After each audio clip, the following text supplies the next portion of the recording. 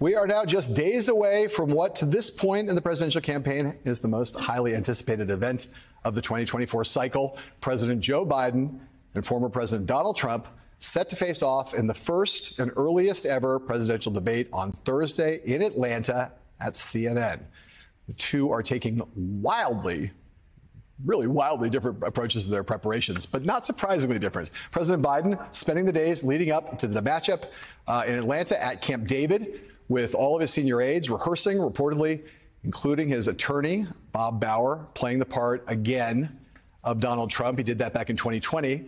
And according to reporting in the New York Times today, quote, Biden aides view the debate as the starting bell for the general election, an event that will provide a high-profile opportunity to define the terrain of the contest. Meanwhile, the disgraced, now 34-time criminally convicted ex-president, also twice impeached, by the way, is not taking part in any known formal debate practice, preparations, mock debates, none of that. Instead, Trump has chosen to hit the campaign trail, where he's been making a number of, like those Trump statements, unhinged out there, hard to follow.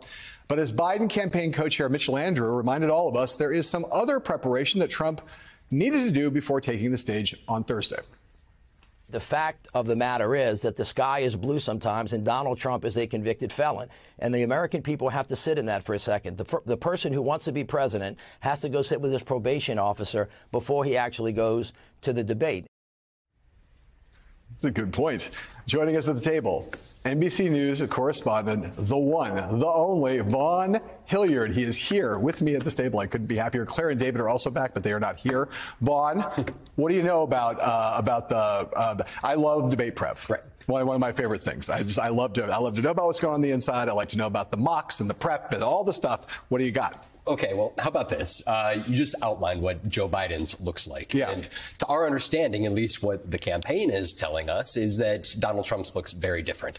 That he is doing no mock debate, that he has nobody standing in as Joe Biden. Of course, 4 years ago, he had his one-time ally, Chris Christie, doing that. Right. And this is at least publicly what they are saying. And they are building up that Donald Trump, the presumptive Republican nominee, is somebody that doesn't need to do this, that he doesn't need to go through a rehearsal. That is a campaign advisor saying that, because he is out there every day, either on the campaign trail or talking with advisors or talking to right-wing media, and that he does not need to rehearse his answers, in contrast to Joe Biden, the way that they're presenting it, and that he's going to be ready to go on Thursday. He left Bedminster, his club in New Jersey today, is going to a fundraiser in New Orleans. He's got nothing on the public calendar the next couple of days, of course, until Thursday night in Atlanta. I can tell you, Vaughn, that having written some about debate preparations in previous presidential campaigns, I know exactly what's going on in the Joe Biden's world. Ron Klain, who is like the guru of Democratic debate prep, he's been doing it for years and years. There's nobody better, rigorous, attention to detail, methodical, running mock sessions, filming them, style coaches, all kinds of stuff going on.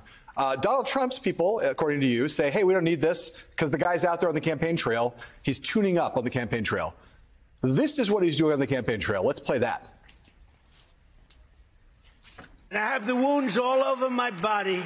If I took this shirt off, you'd see a beautiful, beautiful person. But you'd see wounds all over me. I've taken a lot of wounds, I can tell you.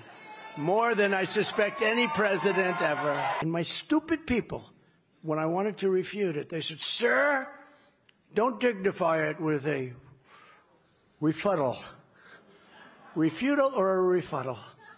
What the hell word would that be? Refutal? What they'll say, he didn't know, refutal or refutal, but they don't know either. As you know, it's been reported that right now Crooked Joe's gone to a log cabin to study, prepare. No, he didn't. He's sleeping now. Because they want to get him good and strong, so a little before debate time he gets a shot in the and that's... They want to strengthen him up. But first, just for anybody who does, the word refutal is actually a word. It's not, he didn't confuse it with rebuttal. That is actually a word. I looked it up this morning because I thought, I wasn't really sure, but it turns out it is a word. Claire, there's so much to say about that, in addition to the wholly objectionable beginning of it, which involved raising the specter of having to look at Donald Trump without his shirt on. I ask you, what do you expect in the context, given what we know about Trump, what we know about Biden, which is a lot at this point, What are you expecting to see on Thursday night? I don't think much of this preparation stuff. We know what we're going to get from Biden. I think at least some version of what he's going to try to do. Trump is totally unpredictable. But what are you looking for that night? What are you thinking? This is what we're going to see. Well, I think what we're going to see is Joe Biden focusing on contrast, and I think we're going to see, as my friend Jim Palmieri said on our podcast, scrappy Joe from Scranton. He doesn't respect Donald Trump, and I don't think he's afraid to take some swings. And he needs to. What he says is less important than how he says it. He needs to pull up Trump short when Trump starts doing some of his most outrageous things, and we know he will. And listen, don't kid yourself. The Trump staff would love for their candidate to have enough discipline to actually prepare something. They would love it if he would actually sit down for 10 minutes and think about how to strategize this debate. But Trump's ego won't let him act like he needs help from anybody. So he's going to get up there and he's going to lie from the opening gun till the end. Jake Tapper and Dana Bash are going to have their hands full just trying to hold him to account in terms of fact checks. And I hope that Joe Biden just takes a moment to show people that he can be a street fighter. We need the State of the Union Joe Biden, not the dignified presidential Joe Biden. That's what we need on Thursday night. David Jolly, I can tell you that at least back in 2016, when Trump tried to do debate preparation, most of those sessions out of Bedminster revolved around a lot of discussion about the hot dogs there and whether what kind of how many hot dogs you could have and what the condiments were and all that kind of stuff. I'll also note that I really want to ask you this question. Trump says Biden's going to be on drugs, and Ronnie Johnson, according to Trump, whose actual name is Ronnie Jackson.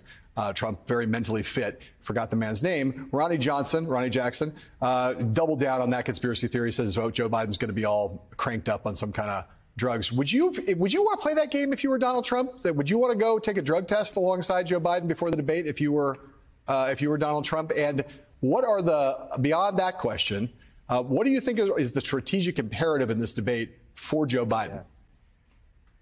Yeah, no, everything with Donald Trump is projection, and certainly with Ronnie Jackson as well. They're not two people who should be suggesting drug testing for anybody. But let me start with Mitch Landrieu's comments, John, because this is serious. I was screaming into the wilderness a little bit when this happened, but I don't think the debate should happen Thursday night. I think the day that Donald Trump got convicted of felonies, the day he became an adjudicated criminal, the Biden camp should have pulled out and said it's beneath the presidency to debate a criminal. Now, it's too little too late for that. But part of what we are seeing is the normalizing. I mean, this is serious. It has serious consequences. This is the normalizing of Donald Trump, the criminal candidate, putting him on stage with Joe Biden. And I think that's a strategic decision that they made. Clearly, Mitch Landrieu now is asking people to remember he's a felon. But the way to do that is to say we're not debating a criminal. Now, for Thursday night itself, short of a medical episode, I don't think anything that happens Thursday night by either candidate would change the direction of this race. But I think it will affirm the contours of it. And what I mean by that is I think Joe Biden will overperform. As Claire said, like he did at the State of the Union, he's always underestimated and he always overperforms. And I think Donald Trump will be Donald Trump. And that helps Joe Biden because the contours of this race make it very hard for Donald Trump to build a majority coalition because the voters he needs to bring back to him are people who don't like him. Right? If you're not MAGA, you don't like Donald Trump. It's one of the reasons you went with Joe Biden and Democrats in 18 and 20 and 22. So if Thursday night is chaotic and chaos, I think that helps Joe Biden. I think it's a tragedy for the country to see, but I think Biden will perform well. Donald Trump will remind voters who he is, and that will hurt Joe Biden, or that will hurt Donald Trump.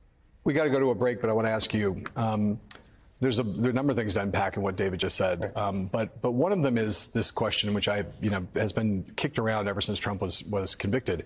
The notion that he's a convicted felon now, look, Biden people should walk away. Just talk about the political calculus there. I mean, I think there's like a moral, ethical, normative argument to be made for that, and yet I think if you talk to people in the Biden campaign, they would say this race is too close to walk away and give Donald Trump the argument he most desperately wants, which is the argument he's running on.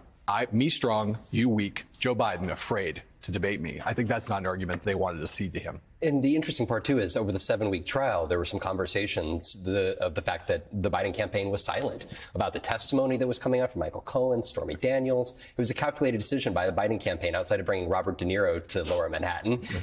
There was quietness, and they were going to wait for a verdict. And so that's exactly what happened. They waited for those 12 jurors to make their decision. They found Donald Trump guilty of all of those felonies, and they're allowing those jurors to make that determination. And clearly, Joe Biden intends to use it. Hey there, MSNBC fans. I'm Luke Russert, and be sure to join me, Rachel Maddow, Jen Psaki, Lawrence O'Donnell, Steve Kornacki, Joy Reid, and many more September 7th in Brooklyn, MSNBC Live Democracy 2024. Click on the link for ticket information. We will see you there.